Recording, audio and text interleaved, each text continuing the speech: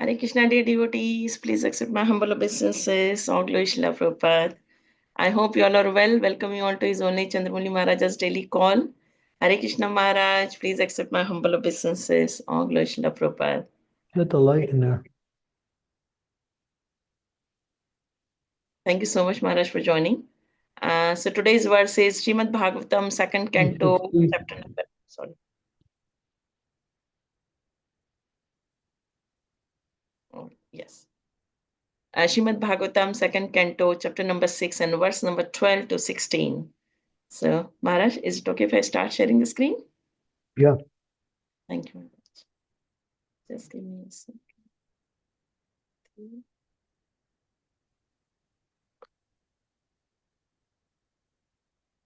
Oops. I will increase the font by the time. Font's fine. Font is fine? Okay. Okay, that's good. There, right there. Okay. Om Namo Bhagavate Vasudevaya. Wait a minute, 1 minute before we start.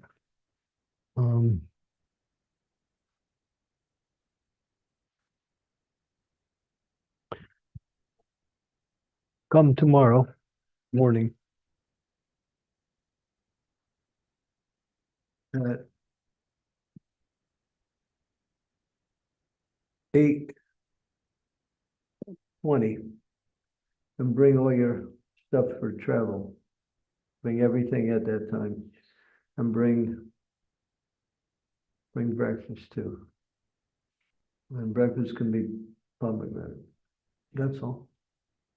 Okay? That's at 8:20.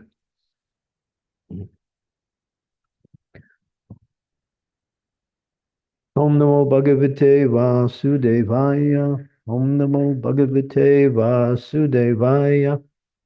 Om Namo Bhagavate Vasudevaya. Dharmasya mama tubhyam cha kumaranam pavasya cha vijnanasya cha sadvasya parasyatma parayanam. Translation. Also, the consciousness of that great personality is the abode of religious principles. Mine, yours, and those of the four bachelors who are Sanaka, Sanatana, Sanat Kumar, and Sanandana. That consciousness is also the abode of truth and transcendental knowledge. So what are they referring to? What consciousness? Go back to the previous verse to see what is being said. The impersonal feature is the abode of great oceans, his belly. This is known by intelligent class of men, that the impersonal feature of the Lord is the resting place of all living entities. His heart is the subtle material bodies of the living entities. So that's what that verse is referring to. Okay? Next. So now verses 13 through 16. Aham bhavam bhavaschaiva tamimam munayo grajaha sura sura naga kangamiga sarisprisaha Gandharva apsaro so yaksa raksabhuto gono ragaha pasavam pitaram siddham vidyadaras charanam drumaha anyache vivida jivam jalastana nabaukasa gragharksa ketavastarsaras taditam Stanayit navaham sarva purusham evadam bhutam bhavam bhavachchata chayat tena dhammavritam vishvam vishastim aditishtati. Beginning from me, Brahma is speaking, down to you and Bhava, he's speaking to Narada, down to you, Narada, and Bhava, Shiva. All the great sages who were born before you, the demigods, the demons, the nagas, the human beings, the birds, the beasts, as well as the reptiles, etc., and all phenomenal manifestations of the universe, namely the planets, stars, asteroids, luminaries, lightning, thunder, the inhabitants of the different planetary systems, namely the Gandharvas, Apsaras, Yakshas, Rakshas, Bhutnaganas, Uragas, Pasus, Pitas, Siddhas, Vidyadharas, Charanas, and all different varieties of living entity, including the birds, beasts, trees, and everything that be, are all covered by the universal form of the Lord at all times, namely past, present, and future. Although He is transcendental to all of them, eternally existing in a form not exceeding 9 inches. So here we're speaking about the supersoul. The Supreme Personality of Godhead, by his partial representation, measuring more than 9 inches as supersoul, expands by his potency in the shape of the universal form, which includes everything manifested in different varieties of organic and inorganic materials. The manifested varieties of the universe are therefore not different from the Lord, just as golden ornaments of different shapes and forms are not different from the original stock reserve of gold. In other words, the Lord is the supreme person who controls everything within the creation, and he still remains separate, spiritual, identity, supreme, distinct from all manifestations of material creation. In the Gita 4.9, 4.5, he is therefore said to be Yogeshwara. Everything rests on the potency of Lord Shri Krishna, and still the Lord is different from the transcendental to all such and transcendental to all such identities. Here's an important word. Everything rests on the potency of Lord Shri Krishna, and still the Lord is different from and transcendental to all such identities. Make a note of that point there. That's the key point. In the Vedic Purushushukta of the Rik mantra, this is also confirmed. The philosophical truth of simultaneously oneness and difference was propounded by Lord Sri Chaitanya Mahaprabhu and is known as Achintya Beta Beta Tattva. Brahma, Nara, and all others are simultaneous one with the Lord and different from the Supreme Lord. We are all one with him, just as gold ornaments are in the quality of the stock of gold. But the individual gold ornament is never equal in quantity to the stock of gold. The stock of gold is never exhausted, even if there are numerous ornaments emanating from the stock, because the stock is Purnam complete. Even if Purnam is deducted from the Purnam, still the Supreme Purnam remains the same Purnam. This fact is inconceivable to our present imperfect senses. Lord Chaitanya therefore defined his theory of philosophy as achintya, inconceivable. And as confirmed in the Bhagavad Gita as well as in the Bhagavatam, Lord Chaitanya's theory of achintya beta beta tattva is the perfect philosophy of the absolute truth. Om Gyanti Mirandasya Gana Jana Salakaya Chaksun Militam Yena Tasmai Shri Gurave Namaha Shri Chaitanya Madobistam Staptitam Yena Bhutale Swayam Rupa Kadamayam Dadati Swam Padantikam Nama Om Vishnu Padaya Krishna Pastaya Bhutale Shrimakti Bhakti Vedanta Swami Niti Namini Namaste Saraswati Deve Gauravani Pacharine Nirvisesa Sunyavari Pastyatya De Satarine Vanchakopa Tarubhischa Kripa Sindhu Be Bacha Patitanam Pavanebhyo Vaishnavebhyo Namo Namaha Jai Sri Krishna Chaitanya Prabhu Nityananda Sri Advaita Gadadhar Srivasadi Gaur Bhaktivinoda Hare Krishna, Krishna Krishna, Hare Hare, Hare Rama, Rama Rama, Hare Hare. So don't focus on the translation. Go down the purport. Right there is good. Perfect. Okay, go down. Start from the beginning of the purport. Okay, perfect. Om Purnam Adaha Purnamidam Purnat Purnam Udachyate Purnasya Purnamadaya Purnam Eva Vasishyate. I'll read the translation. That is the introduction to Sri Ishopanishads.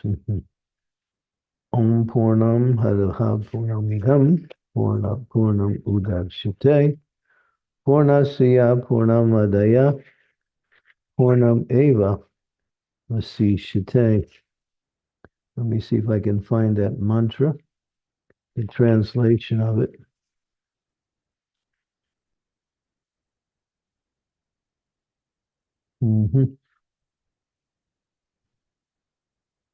Doesn't seem like I can find it. I'd have to have Sri Ishopanishad's book, which I don't have. Everything is perfect and complete, and everything emanates from the complete perfect is also perfect and complete. And although there are so many complete entities emanating from the perfect and complete, he still remains the same. So the Supreme Lord is inexhaustible, as it says here. Everything is coming from him, but he is not like something. It's like if you start with money and you give so much away, you have that much less.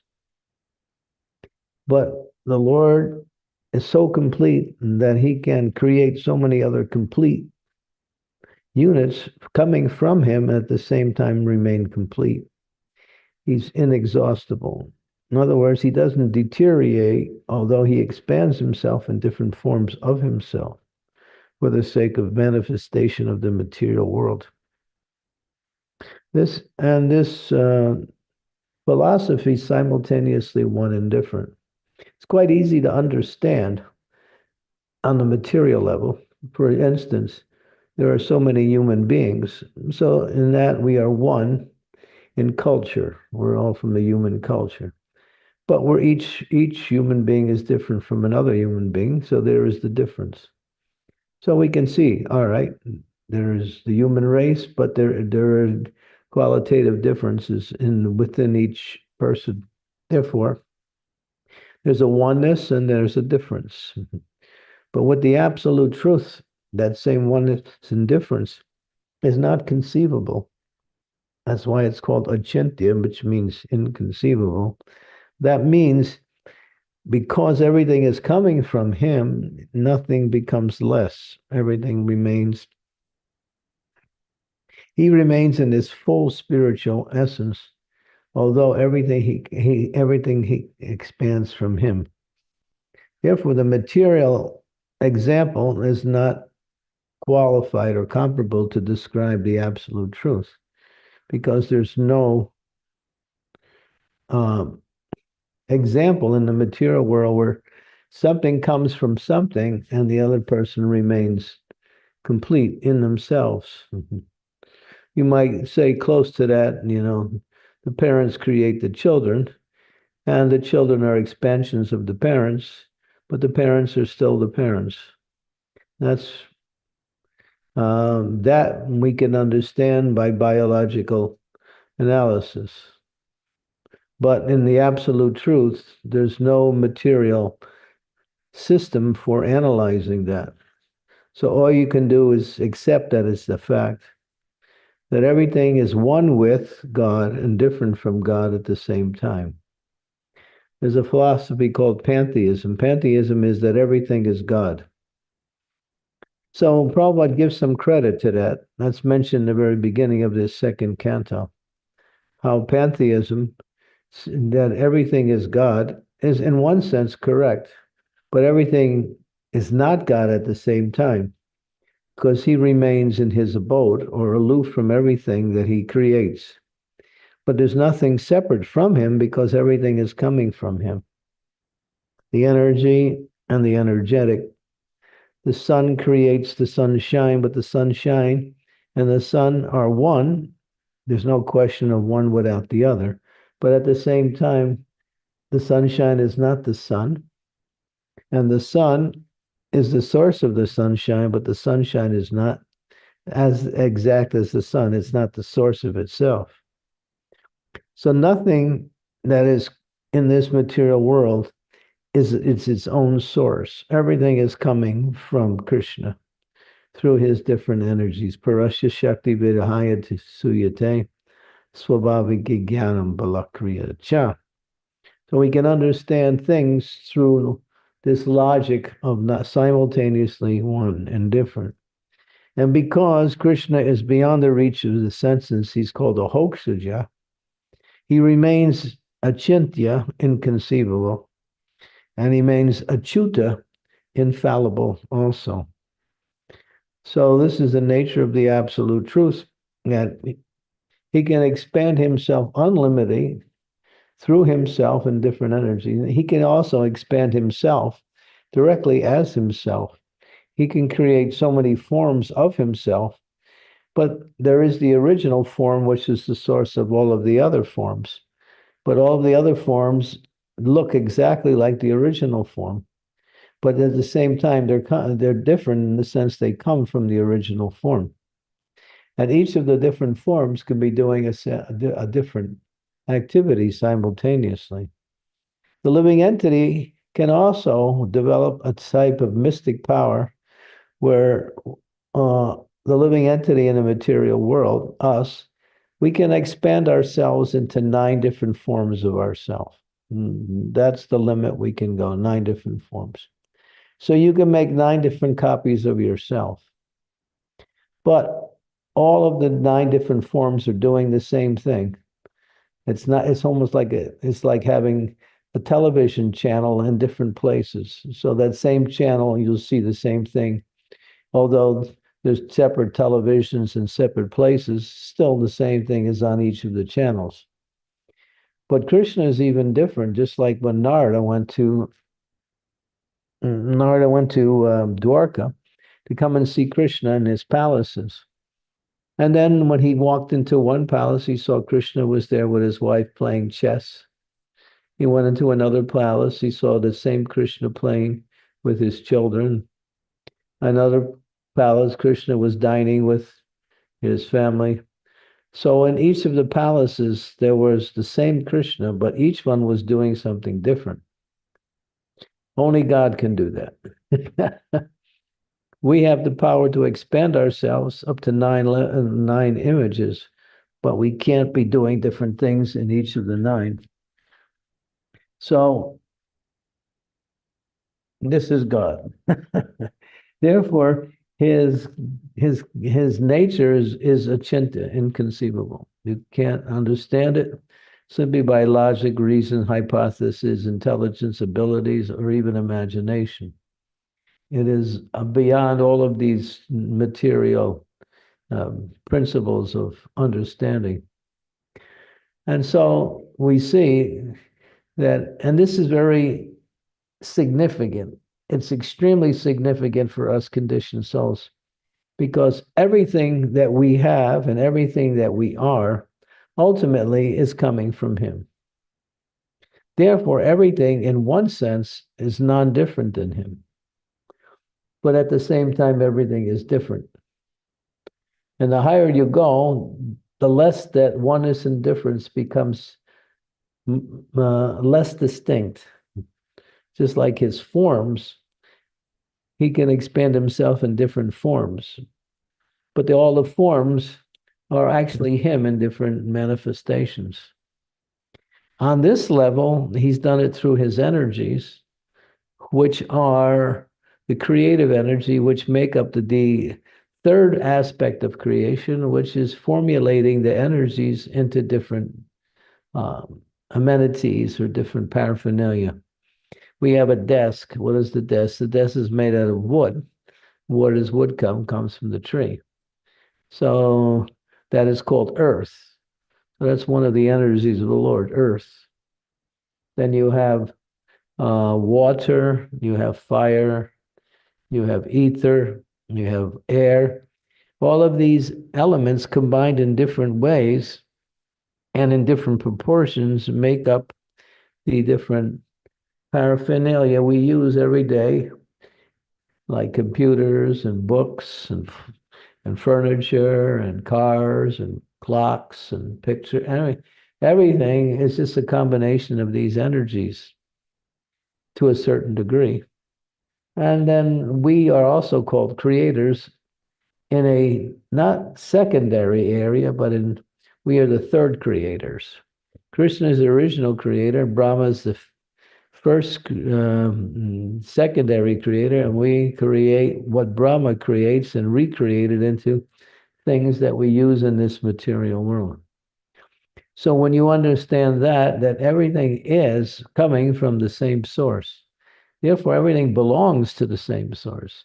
Nothing belongs to us. We are just like if you get a job as a carpenter, say you're a carpenter and you are asked to build a house.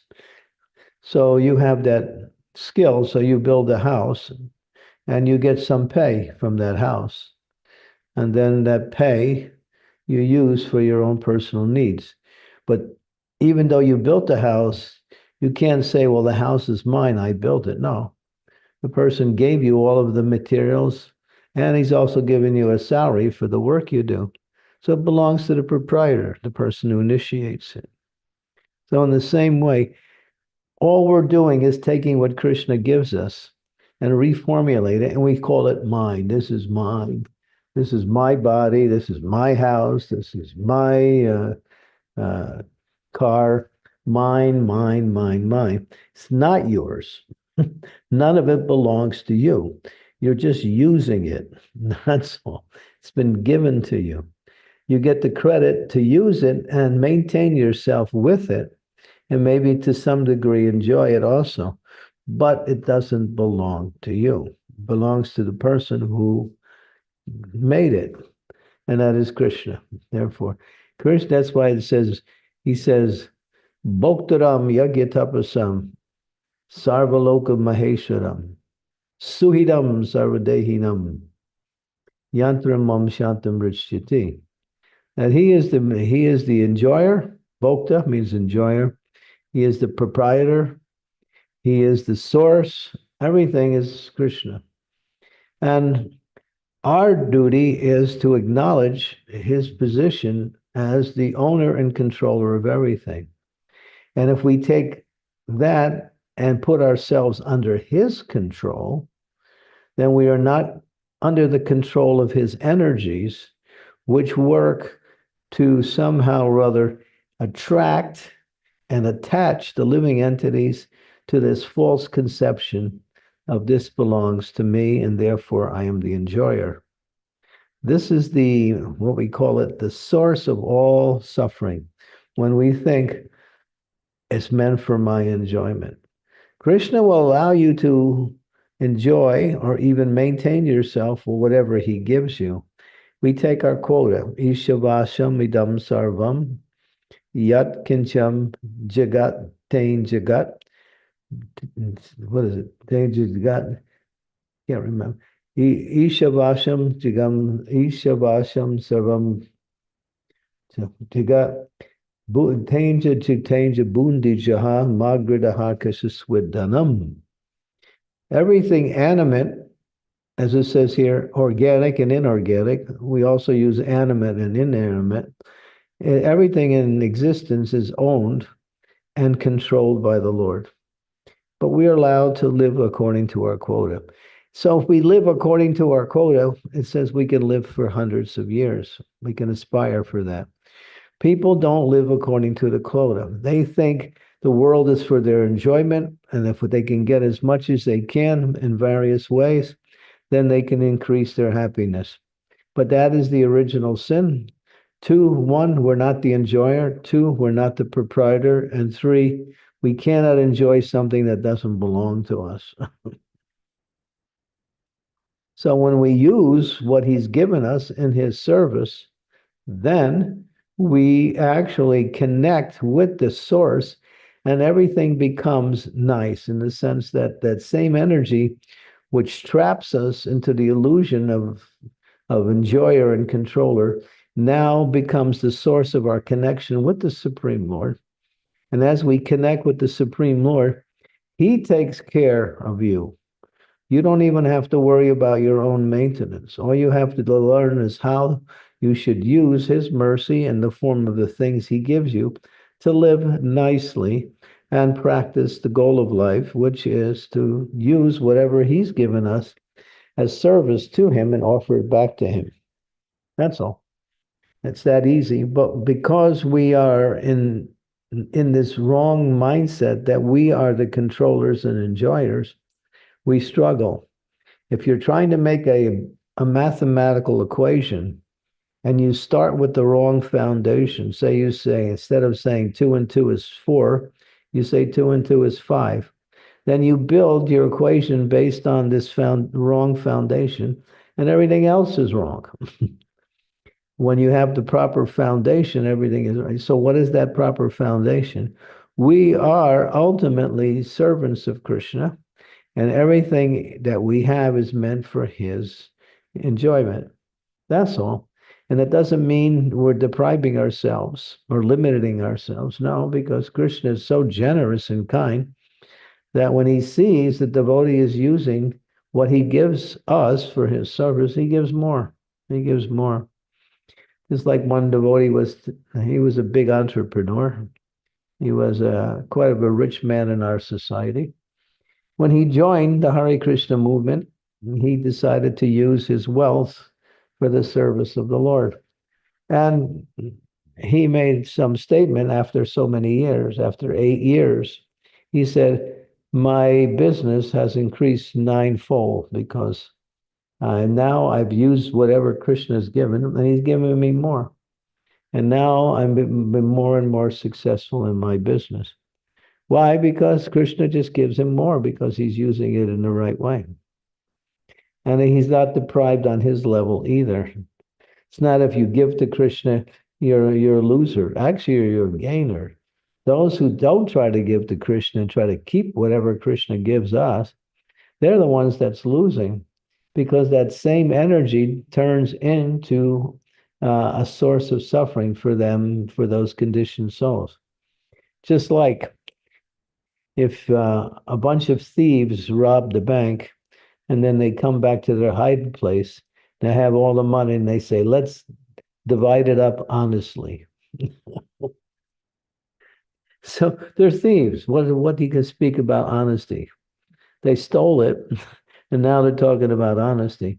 So we steal things from the Lord, and we want to live happily based on that, and we call it honest living. it's it's stolen goods. So at least you should acknowledge the proprietor and that he is the source of everything. Prabhupada said, Krishna is maintaining everyone at all times. He said, you cannot even live for a moment unless Krishna maintains you. You can't.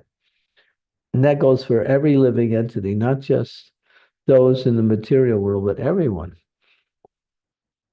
Every living entity is maintained by Krishna. And that's what He likes because He is a supreme source of all living entities. Everyone is coming from Him. Therefore, He wants to take care of all living entities and make sure they're happy. He knows we can't be happy in the material world, so He's always inviting us to come back. But that desire to come back is actually very pleasing to the Lord, and therefore He provides everything we need so we can go back to Him and at the same time fulfill all of our needs on this material level. Krishna is very kind. His kindness cannot be measured. It's unlimitedly kind. Sometimes something goes wrong in our life and we think, what happened? Where was God? But that wrong thing that's happening, there's a reason for that. Maybe because we acted wrong and therefore we're getting a reaction. Or Krishna allowed things to go wrong to bring us closer to Him. But for a devotee, everything is auspicious. Therefore, devotee doesn't want to live beyond their needs. Live simply, and you'll find it's the most happy form of living. Otherwise, you're just running around trying to maintain so many things that you don't even need. Go into your closet. You can get rid of 95% of it, and you'll still be able to have enough to live on. There was one king in Africa. His name is Haile Selassie. I don't know if you ever heard of him. He goes back to the 1960s. He was a despot, a real cruel king. But there was a revolution and he was overthrown. So they went into his palace and they went into his wife's quarters and they found that she had 300 pairs. No, I'm sorry, 3,000 pairs of shoes. 3,000 pairs of shoes. She only had 2 feet. So it's like ridiculous. One of my senior godbrothers, he tells the story of his own trans. He was sitting at the table with his family, mother, father, and grown-up sister. And his sister was very unhappy. He came from a wealthy family. His father was very wealthy. And so his sister was crying. She had to go to a very special, I don't know, event. And she was thinking, what am I going to wear? Her closet's full of clothes, but she's not satisfied with any of it. She wants something new like that. And so when he saw that, something clicked within him and said, is this the success of our life? We have so much and we're never satisfied with what we have. And that was a spark that led him to leave that whole thing and actually, which eventually brought him to Krishna consciousness. So you can't be happy with material things but we can use material things in order to live. That's all. We can only be happy with relationships, and our ultimate relationship is with Krishna in devotion. So when we practice Krishna consciousness, there's never any lack. In fact, devotees even have more than they need because Krishna supplies so much to his devotees because he just wants his devotees to be happy. But if the devotees don't know how to use them, then he restricts it. And when he knows how to use them, he gives more and more and more. Okay, so everything you have, it's not yours. Even your body is not yours. You call it my body, but it's because you're in it. But you'll leave it someday, and what will it be? It'll belong to 3 different categories. It'll turn into ashes, it'll turn into stool, or it'll turn into, what's the third one? Earth. You put it in the ground, it turns into earth, disintegrates. You throw it on the side of the road, the animals eat it, and it turns into stool. And you throw it into the fire, turns into the ashes. So this is the destination of this body. One of the 3. Choose which one you want. So the body doesn't belong to us. We're also using it. We're using it. But once you leave the body, you won't even care about what happens to your body because you'll be somewhere else. But we want to go back to Godhead, or at least we want to attain to the spiritual level so we can fulfill our needs and ultimately find success through our relationship with Krishna. That's the only success. There's no other success. Anyone who tries to be happy outside of their relationship with God is simply struggling, that's all. They're simply ignorant of how they should live life. Okay. Thank you so much, Maharaj. You covered two main points, as in Achinta Veda Veda and also that nothing belongs to us so nicely and with two very nice examples. Thank you so much, Guru Maharaj. Devotees, if you have any questions, comments, realizations, please keep it ready and speak. I just have a one request from Rasavilasni Mataji. She has dropped a message and she has asked me to convey this message to you, Maharaj, before I start the questions. Who's So she's that? Rasavilasni Mataji. Who? Rasavilasni. Okay. Okay. What's she say? She's saying that she has not been able to complete her services because her data is on her mobile, not on her laptop. And as soon as her mobile is, What language are you speaking? Are you is it speaking Tamil or what? Yeah, I can't catch any of the words. okay? Let me read what she's saying clearly. Uh, Maharaj, that I will try to complete the service as soon as possible. I haven't been able to do it because my mobile is not working, which is why I'm joining from a laptop. The data is on my mobile, and she's saying that as soon as the mobile is fixed, she will try and complete the service you have given to her. Is that all? Okay, That's all. let's get on to the real stuff now. Come on. Yes, I know. Thank you, Maharaj. Sorry. Devotees, any questions, comments, realizations from you? Everything belongs to the spiritual master, but don't give it to me. You keep it because I don't want it. Because I don't know what to do with it. Prabhupada used to say that my money is my money and your money is my money. That means everything belongs to Krishna, and Krishna in the material world is the spiritual master. And the spiritual element, that's therefore all of the properties that the disciples have belong to the spiritual master. But in my case, you keep it because I don't want it. Just to let you know, you use it because I don't know what I do with it anyway. It's like I travel and I go to somebody's house and they say, Maharaj, this is your home. I say, no, I don't want it. I'm not going to pay the bills. I'm not going to clean it. I'm not going to, fix it up when it breaks down. It's your place. You keep it and you can use it in the service of Krishna and the spiritual master. So I'm just making a point that ultimately, even on this level, nothing belongs to us. Nothing, zero.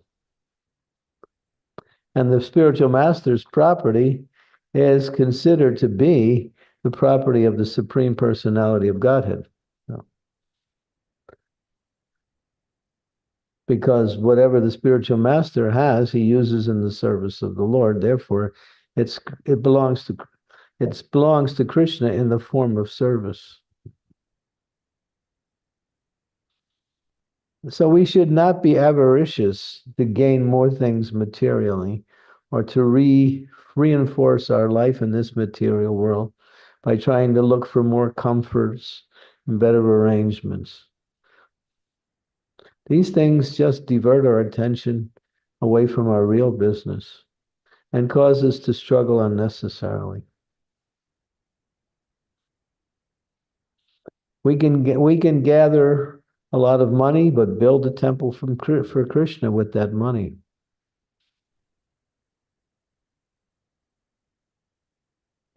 Or use it to, support the preaching programs in ISKCON.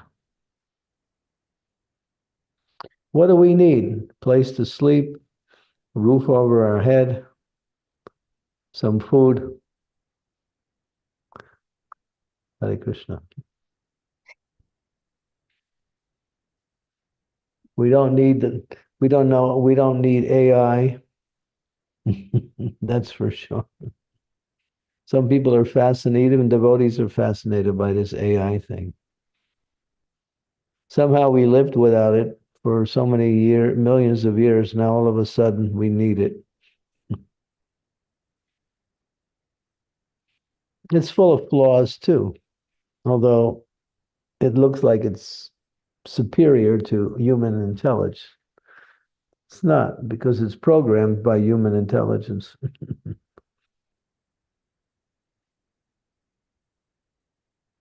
Yeah, so everything in this material world, what are they doing? They're just creating newer and more junk, exploiting the earth, creating more and more distractions from the real goal of life, wasting time, wasting energy, wasting life, and so on.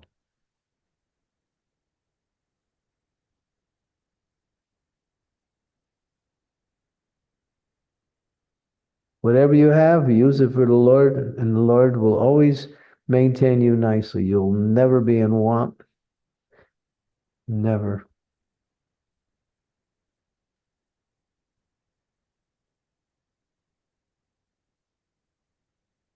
Thank you. We, Thank you. we got Sri Devi. Yes, Shri Mataji.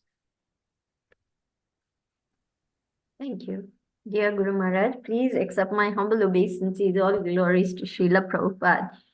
Maharaj, as you were speaking, that Krishna is so kind, very kind. I'm really, very grateful to you that because of you, Krishna is kind to me. That's one thing. And then the second thing, you also said that, what is the other one? It'll come to me. Krishna has changed my tears to laughter. He has changed my pain into gain. He has changed my defeat into victory. He has changed my poverty to wealth. He has changed my life completely. So, how can that be? That has to be Krishna's mercy coming through the spiritual master. Just wanted to say thank you so much, Guru Maharaj. Hare Krishna. Thank you. We try because that's our service. Krishna wants everyone to be happy, and he knows everyone can only be happy if they come back to him. So the spiritual master carries out Krishna's desire to try to connect everyone back to him. That's all. It's his, everything is coming from him. We just are trying to assist him in his desire to have all living entities back to him. And you can do the same thing. You can also assist him in the same way, and you become also very dear to Krishna. Anyone who preaches becomes dear to Krishna. Krishna, everyone is dear to Krishna, but there's those who get special recognition by Krishna, and that's those who sacrifice their time to help others. We could be doing so many things for ourselves, but we say, forget that. I'm not interested in doing things for myself. Let me please Krishna by trying to help others come back to him. Krishna says, oh, that person, they're so nice. So Krishna is very grateful. He's not he's not ingrate. He's very grateful.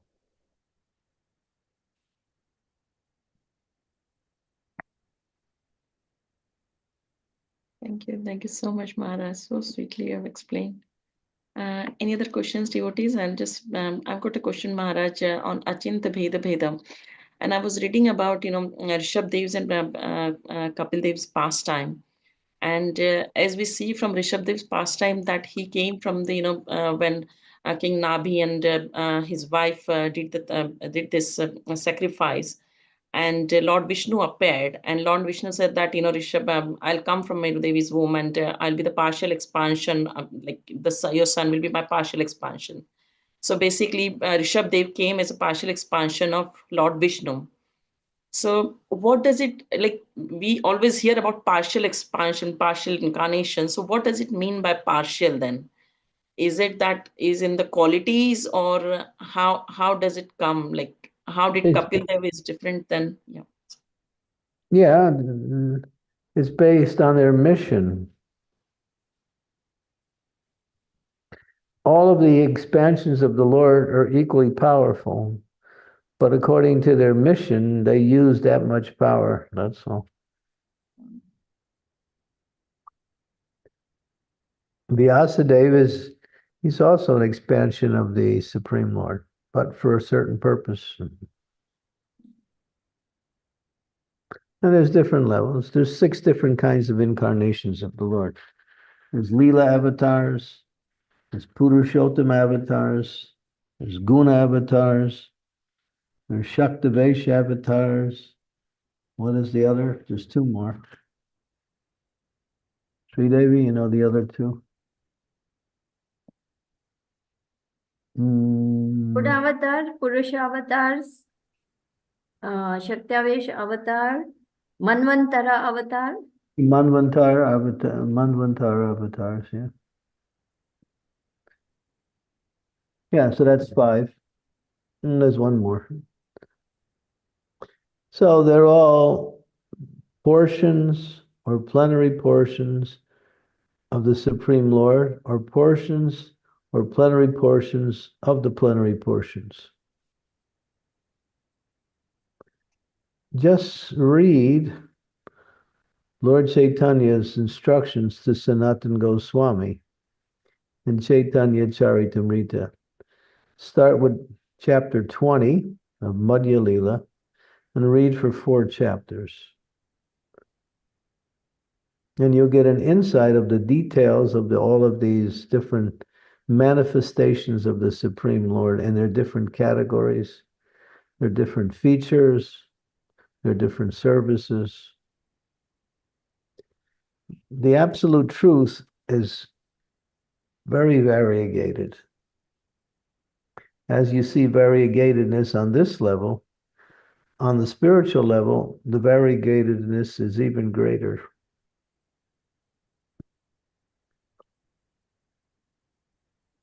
So expansions of the expansions, there's incarnations, portions of the plenary portions, there's the Shaktis, there's so many Manvantaras, there's so many categories that come from the absolute truth with different potencies, different missions.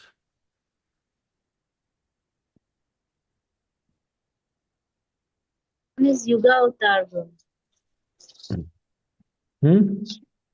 One is the 5th one is Yuga Avatar.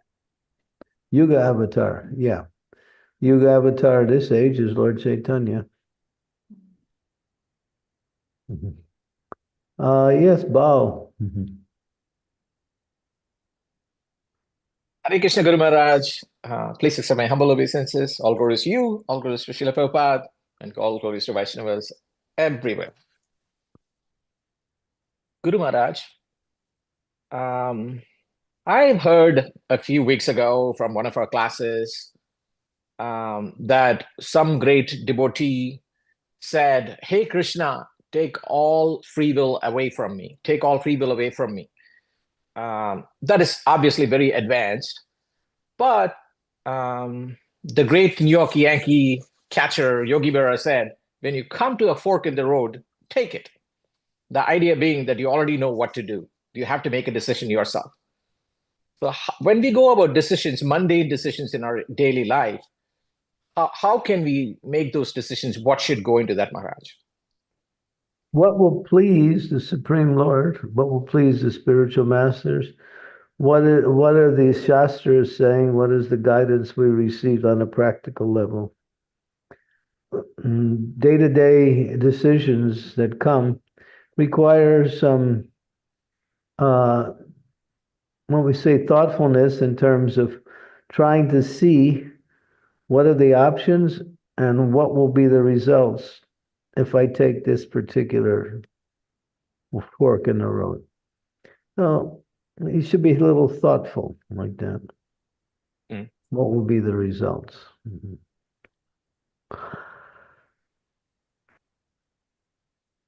Excellent, Guru Maharaj. Yeah.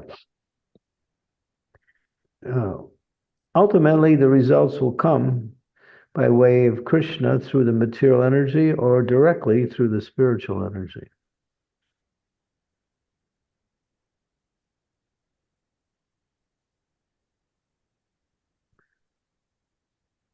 But as Krishna says, in all situations, just depend on me. Mm. So that's an art. The art of learning how to depend on Krishna. Yeah, because you're waiting, you were forced to take a decision. And at this level, Krishna is not going to appear and say, hey, devotee, do this. You have to do something. Yeah. The principle of action is really intelligence. Intelligence comes from Guru, intelligence comes from Krishna, intelligence comes from Shastra.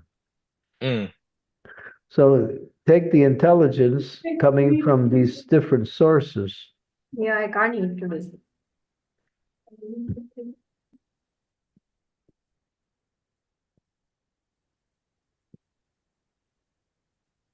Yeah. So we have a dearth of resource. We just have to tap into it. Even on a practical level.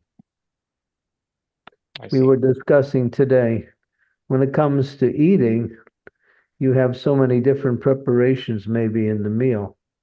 Mhm. So there's a way to eat in such a way that you get the maximum amount of benefit from the meal by lining the preparations up accordingly on how they're meant to be eaten in the right order. So there's a science for eating, not that, okay, there's the whole plate in front of you, you just choose any one you want. You can do that. Yeah. And you might say it all goes to the same place, but the system of digestion works in certain ways that as you give certain types of food, it enhances your digestion. And other times, if you blend the foods wrong, it can slow down the digestion, which means that one will not get the full benefit of the meal, or may even find themselves a little bit feeling unhappy after they're eating. Mm. So that just to think, and I've used that, this is just an example, that's all. Mm-hmm. That on the practical level, we use our intelligence how to do things. Um, Those who don't act with intelligence never know what will happen. And therefore, they're subjected to so many difficulties. Even on the day-to-day level, use your intelligence to do things. How you have so many things to do when you have so much time to do them in. So how to organize that time where you'll be able to maximize the effects of all of the things that you have to do, or even to complete all of the things you have to do. So that's called practical, and that's called planning. It's also for devotee means depend on Krishna also.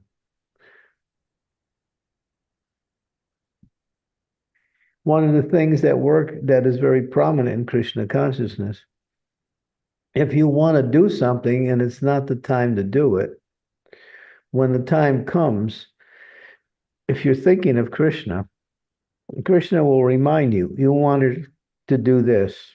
oh. Oh. Yeah. He'll say, you wanted to do this. He reminds you Mm.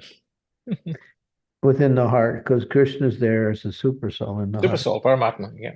Yeah. He's there personally with you every moment. Mhm.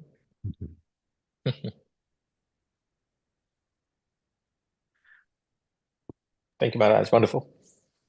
And then when it comes to decisions, should I go to the disciples' retreat in France, or should I go to my sister-in-law's wedding? Happens to be on the same weekend, you know. So then you have to you say, Krishna, I don't know what to do. If I don't go to my sister-in-law's wedding, I'll be a black sheep in the family. And if I don't go to the disciples' meeting, then I'll miss out on so much wonderful spiritual knowledge and association. So then you're stuck what to do, right? Yes, Maharaj. So then you have to choose. So you go to your sister-in-law's wedding and the food is not so good because they're not all devotees. And then you said, what am I doing here?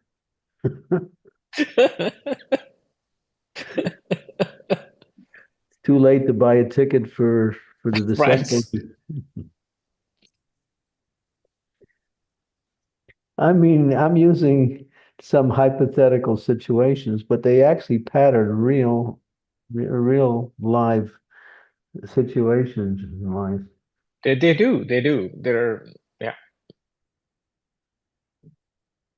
That is a great example, actually, because there are endless events at the temple, and there is some family or this or that, other events or friends, somebody turned 50 or something, and you're always trying to weigh these things. And yeah, great example, Maharaj. But if you choose Krishna, you can't lose. Mm-hmm.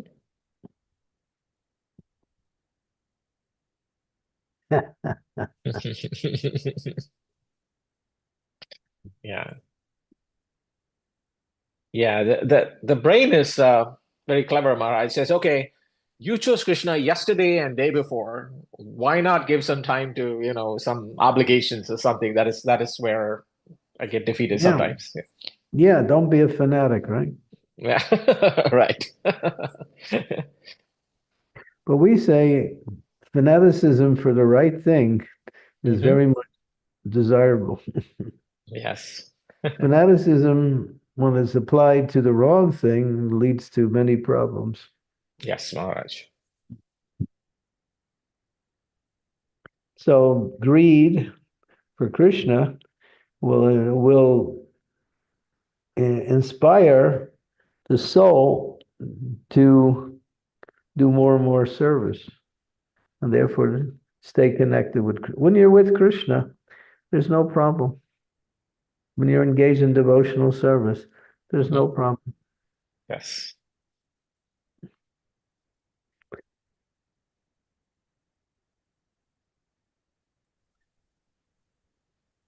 Okay, can we go on to? We got 3 questions waiting in the wings Thank you, there. Maharaj.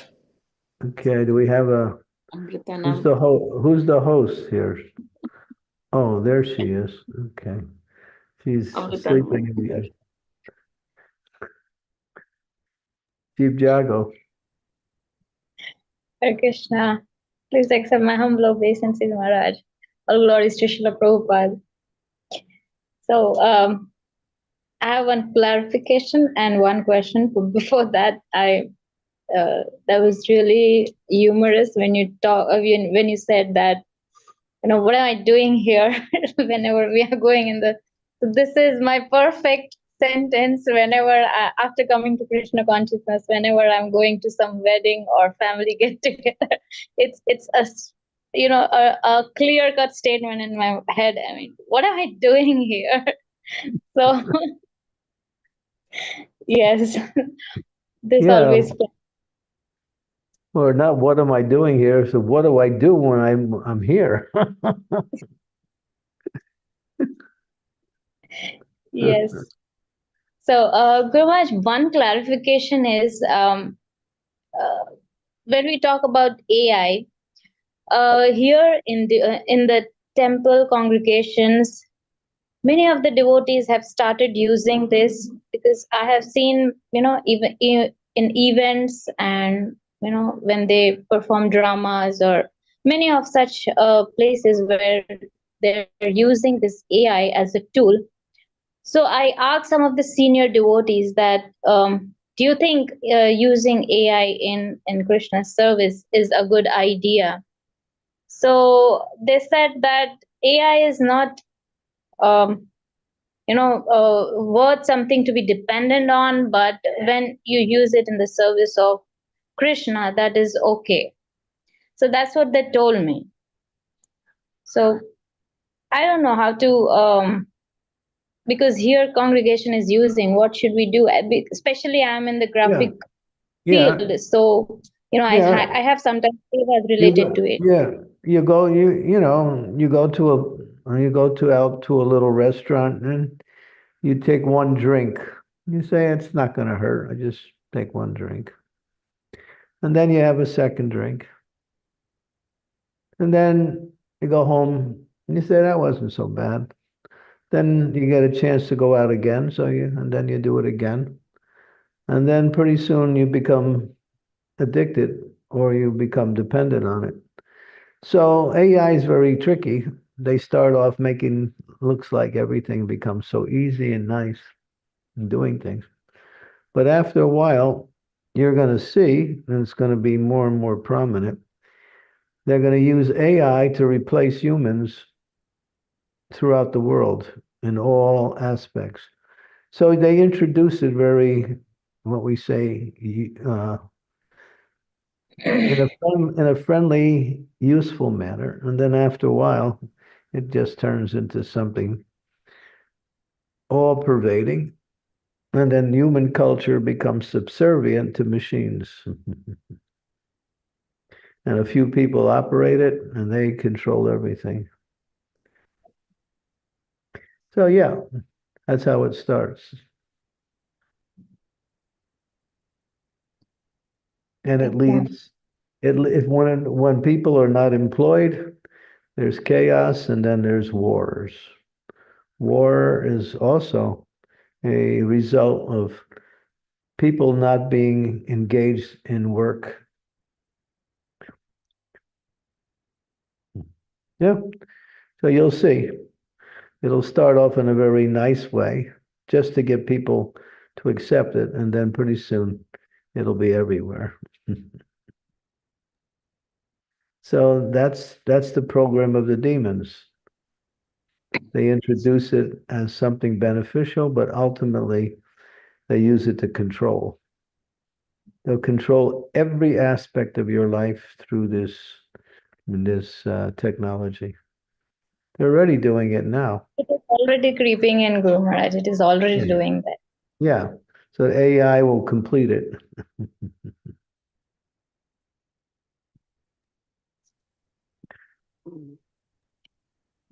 It's So, a demon. It's created by the demons, and so for destroying the world, not destroying the world, for subjugating people. That's all. You have to yes. understand. You have to understand the program of the demons. The demons don't want money because they got money. They got so much money, and they know how to use it for their own demoniac. What really gives them a big rush is control. To control this, to control that, to control people. Their addiction is I want to control more and more. Of course, they gain much from their control, but the idea of control is actually a disease. So they want to be Brahma, Vishnu, and Shiva. They can't be Brahma, but they try to be Vishnu and Shiva. What does that mean? Brahma means the creator. They're not the creator, but Vishnu is the maintainer. They want to become the maintainers. And if you don't allow them to maintain them, then they destroy you. That's the demoniac program. And this AI is one of their latest programs to control the world. It's quite insidious when you think about it. If you don't believe there's these such people out there, just do a little research and you'll see how the world works.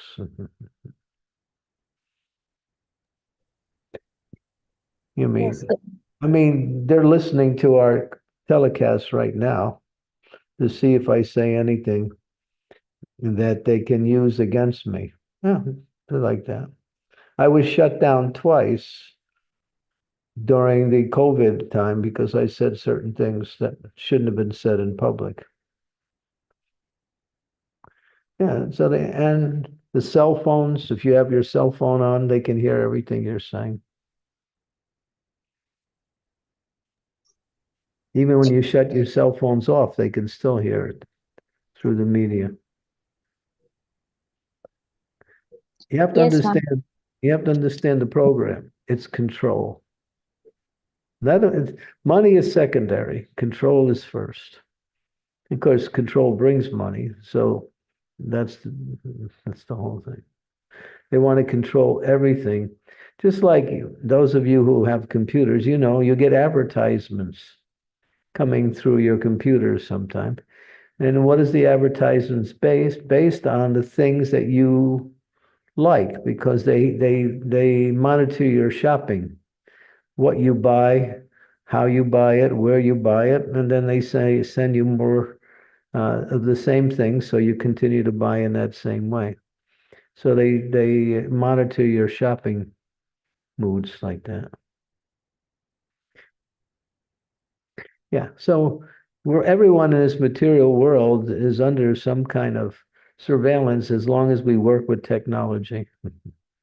Technology, you'll be surprised the level of technology. What can technology do? It is like it's beyond mystic power in some cases.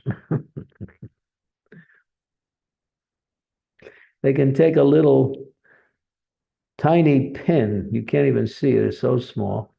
They can put it into the wall, and from another angle, they can see your whole house through that little pin, which is connected to some type of machine.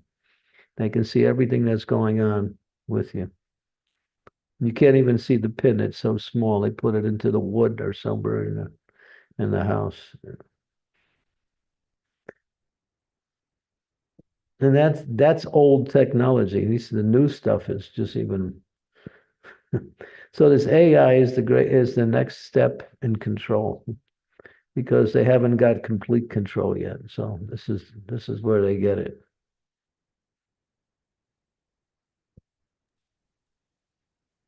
Thank you, Maharaj, for making us aware. But Yeah. yes, I'm not in favor of using it, and yes, I'll humbly try to take stand for not using it, even in the devotee circles. So thank you Yeah. for mentioning. I know certain devotees.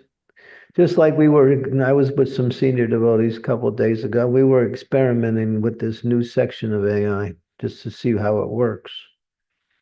So one devotee entered the name of one of the senior devotees there, and the AI gave a whole, portfolio on the person, which was quite correct.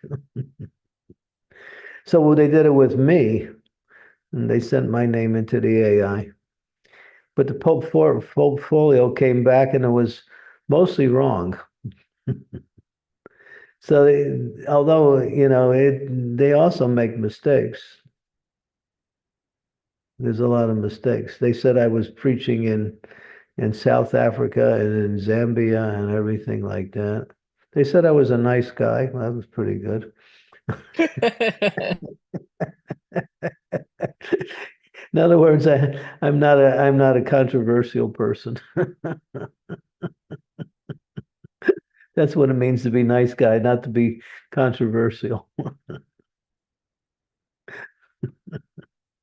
So yeah, we did an experiment just to see how much they know. On one devotee, they were quite accurate. I mean, really to the T. But when I put my name in it, and they really made a mess out of it. So I thought that's good. So yeah, they're perfecting it where they can get it really down. They want to know everybody and what they do, what they like, how they can manipulate these people through the buying system and through the control system also. His AI is demoniac. Thank you, Maharaj. I hope that answers your question, Mataji. Yes, but that was a clarification. I have a question, Maharaj. Yeah, so the Okay.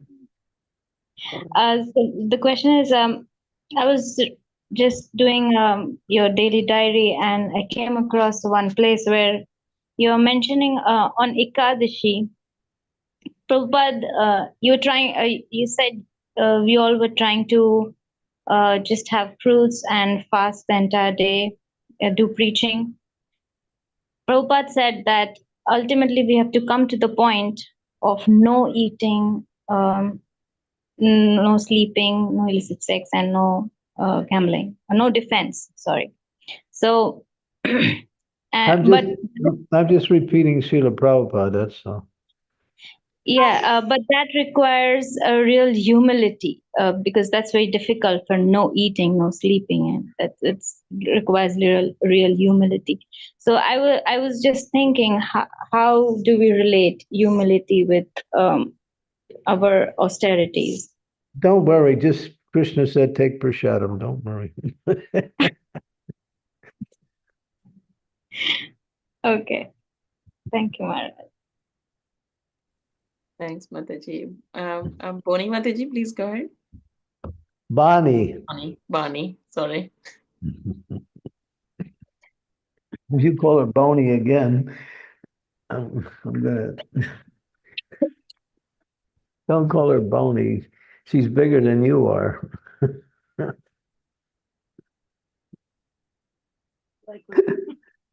Oh, where she disappeared? Oh my God. I think she just got disconnected.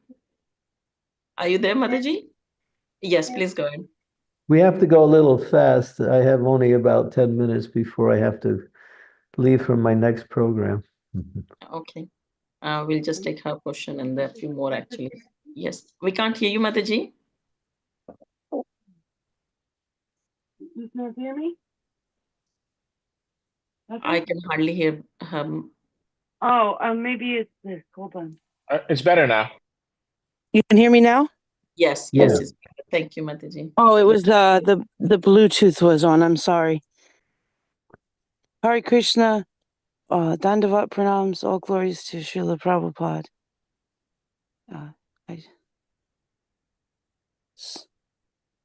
Is Maharaj still there?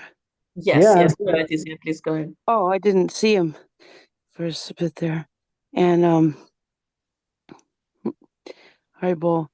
I was wondering what would be the good answer for if you were in a Bhagavatam class on with someone and they brought in a person, and then after the class the person was trying to use Krishna's name in some strange and sneaky way to sell a product.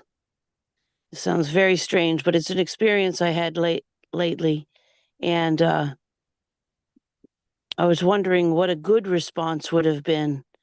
I mean, I responded, but I'm not sure I responded well. Well, if you're in a position to respond, yeah, they say you can tell them if you try to use Krishna to sell your product, it won't work because Krishna won't allow it to happen. Thank you. It's true. Yeah. Okay, Trudy. You're on mute, Mataji. Dandavat Pranam Guru Maharaj, my humble obeisances to Srila Prabhupada and to all the Vaishnavas. Just a quick thing when you mentioned about AI, while I was in Radhadesh a few days ago, and there was a YouTube video came out, and a lot of devotees got it there, and everybody was talking about it. And obviously, luckily, my son was with me; he's in IT, so I showed it to him, and it was about Vladimir Putin, and he the big headline was he joined ISKCON, and it was AI. And I wouldn't know, probably different, but he was sitting on the throne, head shaven, saffron clothes, and preaching and praising Prabhupada and quoting from Bhagavatam and everything. And it was AI, and it was there, and it's so scary about this AI, as you said, that it is demonic. That's all I wanted to say, Guru Maharaj. Yeah, they're introducing it in a very benevolent way to get everybody connected, and then you'll see the real face come out later. Yeah, yes. Manas Prabhu. Hare Krishna, Guru Maharaj, Hare Krishna, everyone. Please accept my humble obeisances. All glories to you, all glories to Srila Prabhupada. Guru Maharaj, in fact, even I was, we know AI, we're talking about AI, and AI is prevalent everywhere. I am part of the IT industry, and currently I'm in the state wherein I'm being pushed to bring in AI use cases. I'm part of the healthcare industry also, but I'm in the technical, IT space. So I'm in a position right now where I'm being asked to push and to get the AI use cases into the healthcare industry, and that is what I'm working on currently. But I am internally not at all aligned to it, not at all, and not just to that. I'm not even aligned to technology, although I'm into technology space for more than 18 years now, and I don't know. And I keep asking this question to Krishna that why you have put me into this space. I'm the person who sings kirtan. I'm into singing. I love it, and I do it now here. And Krishna has given me that opportunity as well, parallelly. But I don't really understand why Krishna has put me into this situation to deal with technology, to deal with all of these things, which, for example, AI right now, I which don't I'm not think at all aligned with. Krishna didn't put you in that situation. You did. Mm. He's just letting you do what you want. That's all. He's not going to interfere with that. But then again, might call it a learning experience. Mm. So you can learn what not to. You might say if you didn't go into it, you'd always be curious about what it is, and you might eventually come at it later. So just get out of it. That is what my struggle is, Guru Maharaj, right now. I mean, I talked about it a couple of times earlier as well. Of course, this is what I this is the way or how I'm earning money for the family. I mean, I'm not able to come out of it right now. I'm in US. I'm on H-1B visa. I mean, I have to have the dependency on the sponsor. So at times I get stuck because of that. Uh, at times I also think like that's okay. I should not think all of this. Whatever Krishna wants, probably that should happen. I should not really bother. But Yeah, you know, if you actually say I'm not going to do it anymore, and then I'm going to look around for another form of employment, you'll find something.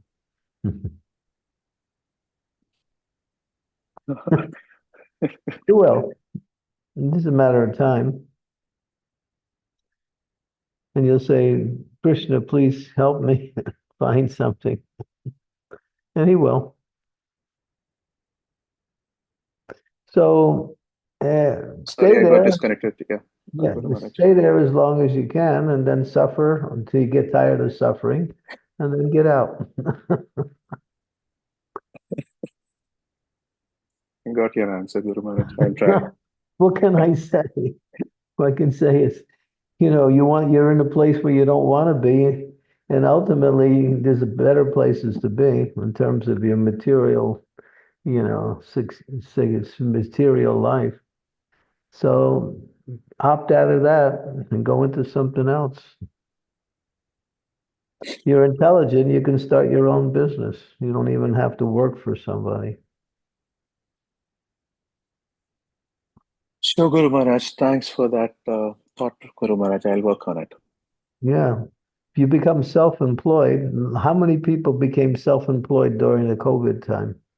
Millions, because they had no choice, but they did it.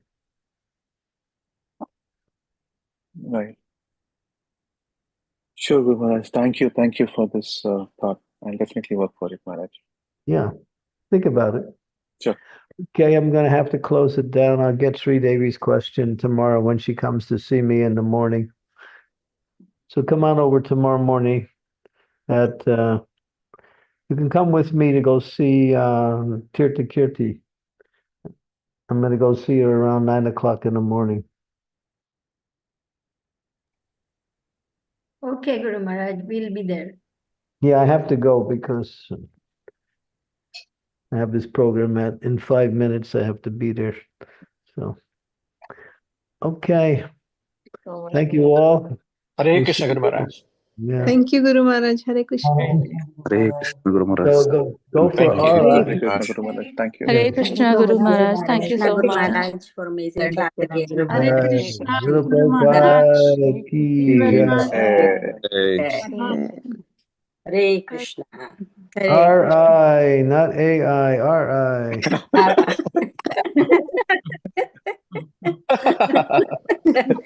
You have an amazing sense of humor, Guru Maharaj. Hari Bol. Hari Bol. Thank you. Thank you very much, Guru. Hare Krishna. Thank you, Satyabama. Hare Krishna. Hare Krishna. Thank you, Sridevi Mataji, Thank for you this so much. wonderful business idea. Yeah, anybody who